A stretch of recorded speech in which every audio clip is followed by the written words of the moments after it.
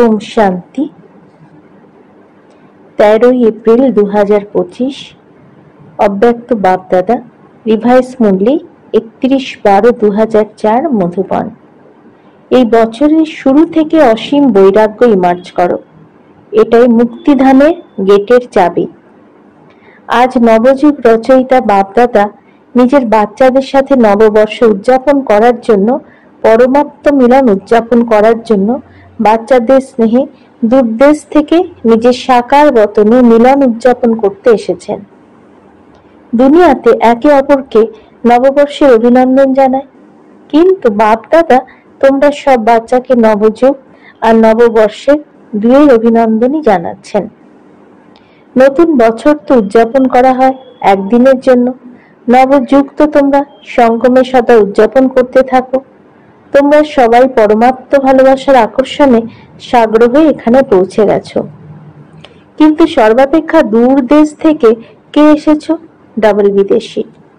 তারা তো তবুও সাকার দেশেই আছে, কিন্তু বাপদাদা দূরদেশী কত দূর থেকে এসেছেন হিসেব বের করতে পারো?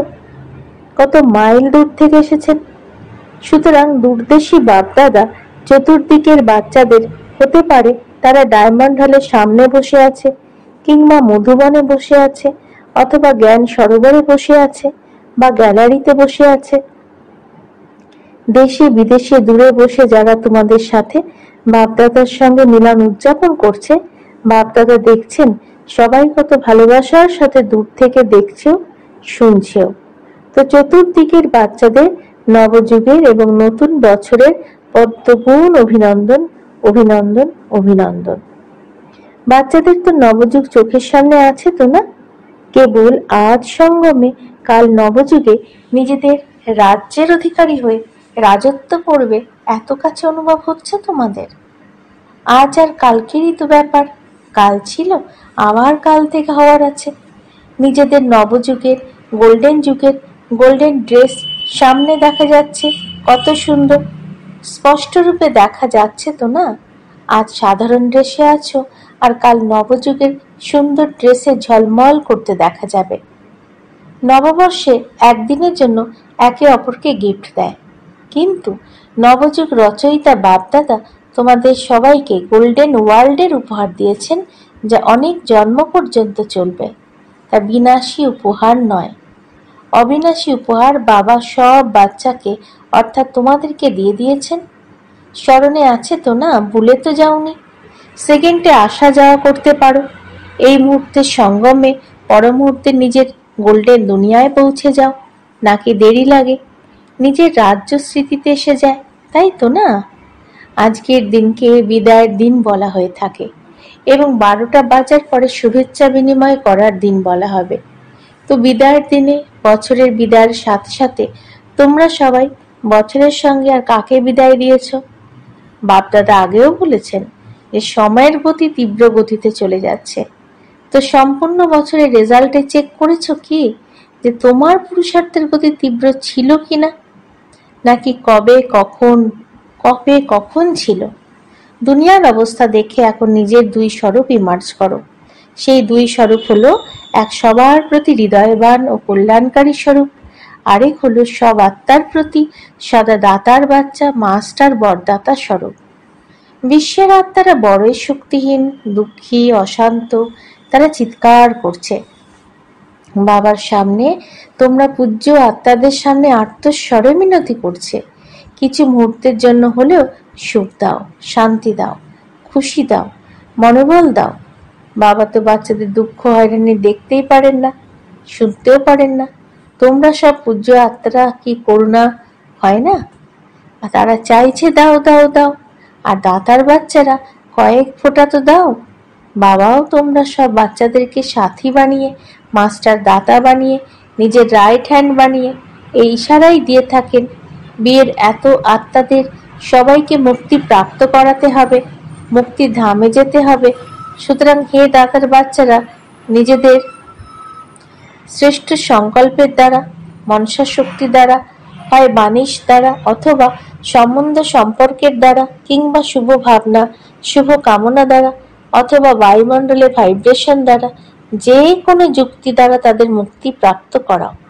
তারা মানসিক যন্ত্রণায় চিৎকার করছে, মুক্তি দাও। বাপ দাদা তার নিজের রাইট হ্যান্ডসকে বলছেন, কৃপা করো। এখনো পর্যন্ত হিসাব বের করো।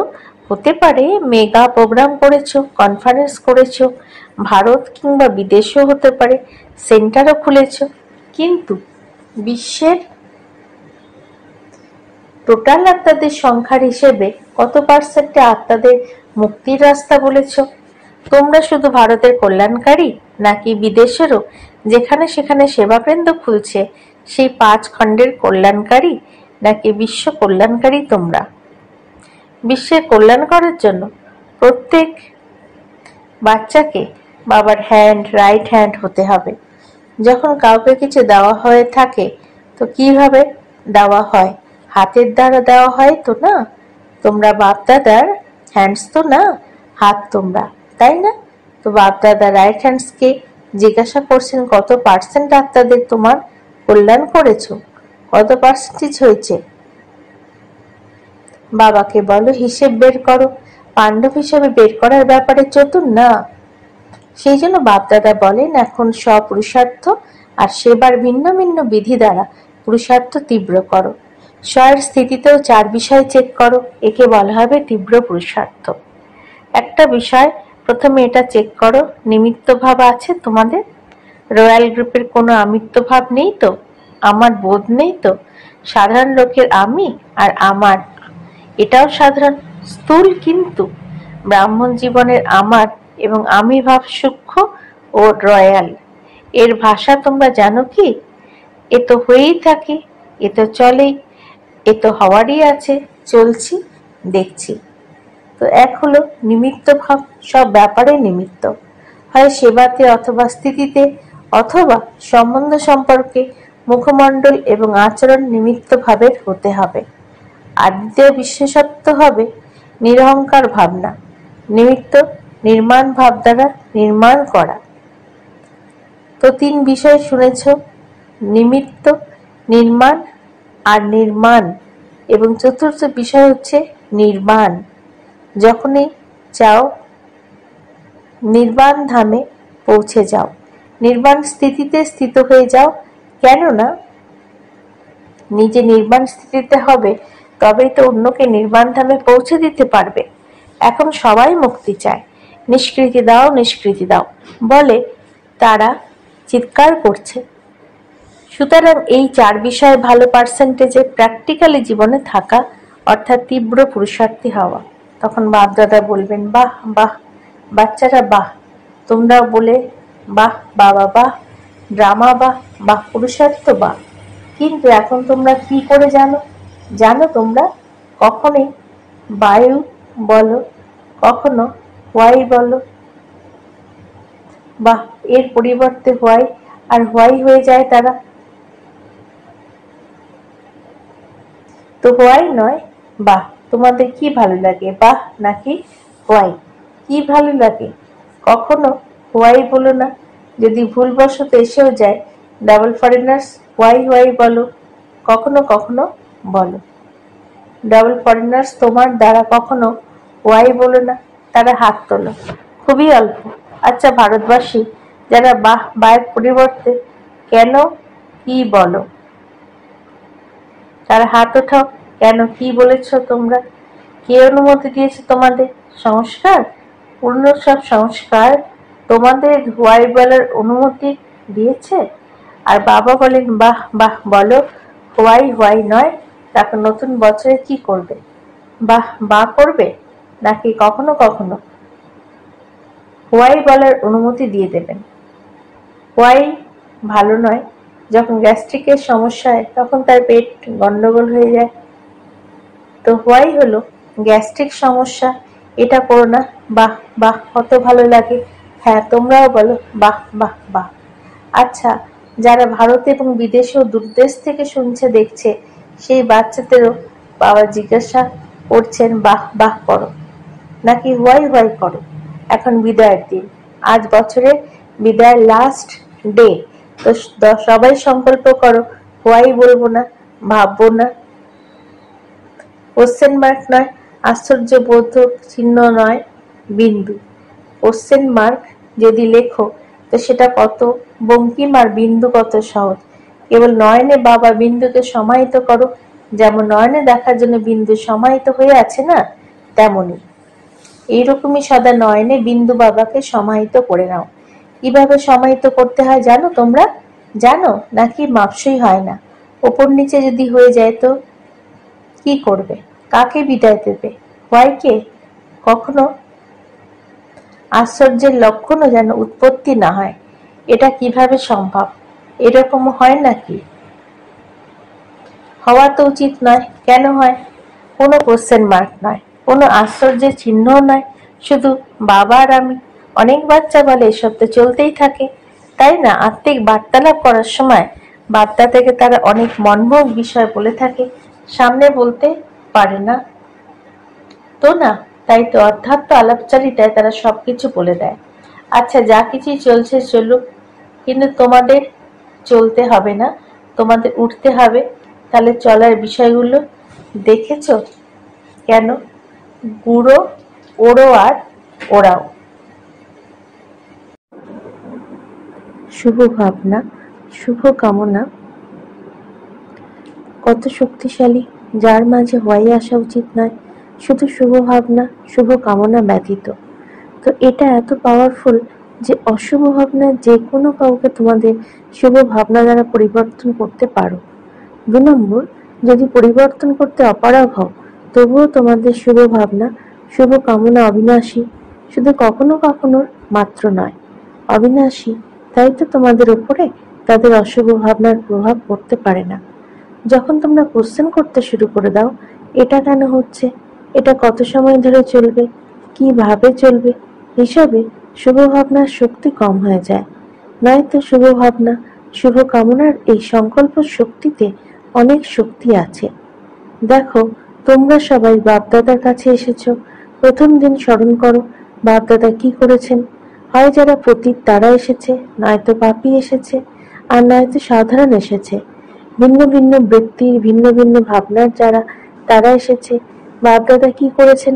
শুভ ভাবনা রেখেছেন তো না? তোমরা আমার, তোমরা মাস্টার সর্বশক্তিমান, হৃদয় সিংহাসনাসীন, এই শুভ ভাবনা রেখেছেন, শুভ কামনাও রেখেছেন। তাতেই তো তারা বাবার হয়ে গেছে, গেছে না? বাবা বলছেন কি যে পাপী কেন এসেছো? শুভ ভাবনা রেখেছেন। আমার বাচ্চারা, মাস্টার সর্বশক্তিমান বাচ্চারা, যখন বাবা তোমাদের সবার প্রতি শুভ ভাবনা রেখেছেন, শুভ কামনা রেখেছেন, তো তোমাদের হৃদয় কি বলেছে? আমার বাবা। বাবা কি বলেছেন? আমার বাচ্চারা। এইরকমই যদি শুভ ভাবনা, শুভ কামনা তোমরা বজায় রাখো, তবে কি প্রতীয়মান হবে? কল্প পূর্বের আমার মিষ্টি ভাই, পুনরায় পাওয়া আমার অমূল্য রত্নবোন পরিবর্তন হয়ে যাবে। তো এই বছরে কিছু করে দেখাতে হবে, কেবল হাত উঠিও না। হাত উঠানো খুব সহজ, মনের হাত তোলো, কেননা অনেক কাজ বাকি রয়ে গেছে। বিশ্বের আত্মাদের উপর যখন বাপদাদা নজর করেন তখন তার অনেক করুণার উদ্রেক হয়। এখন প্রকৃতিও হতাশ, প্রকৃতি নিজে হয়রান হয়ে গেছে, তো কি করবে সে? আত্মাদের কষ্ট দিচ্ছে, আর বাচ্চাদের দিকে বাবার দয়া হচ্ছে। তোমাদের সবার দয়া হচ্ছে না? শুধু খবর শুনে চুপ হয়ে যাও, ব্যাস কত আত্মা চলে গেছে। সেই আত্মারা সমাচার থেকে তো বঞ্চিত রয়ে গেল। এখন দাতা তো হও, হৃদয়বান হও। এটা তখনই হবে, দয়া তখনই আসবে যখন এই বছরের শুরু থেকে নিজের মধ্যে অসীম বৈরাগ্য বৃত্তি ইমার্জ করবে। বৃহৎ বৈরাগ্য বৃত্তি।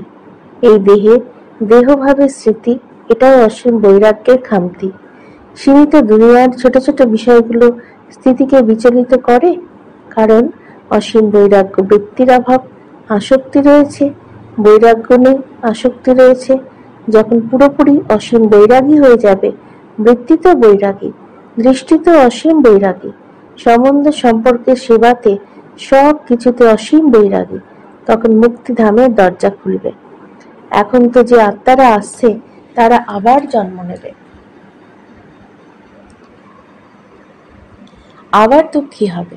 এখন মুক্তিধামের ছোট গেট খোলা নিমিত্ত তোমরা, তাই তো না?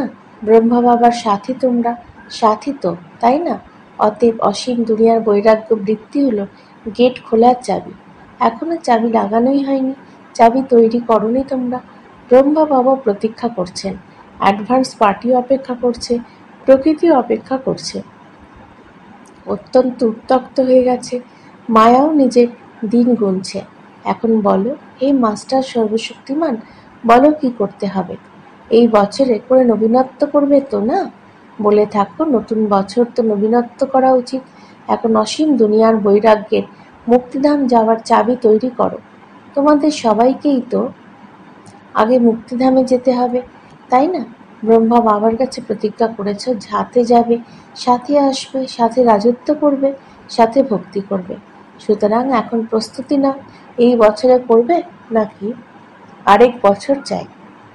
যারা মনে করো এই বছরে বারবার অ্যাটেনশন প্লিজ করবে, তারা হাত তোলো। করবে তোমরা? তবে তো অ্যাডভান্স পার্টি তোমাদের অনেক অভিনন্দন জানাবে। তারাও ক্লান্ত হয়ে গেছে। আচ্ছা, টিচার্স কি বলছো? প্রথম লাইনের তোমরা কি বলো?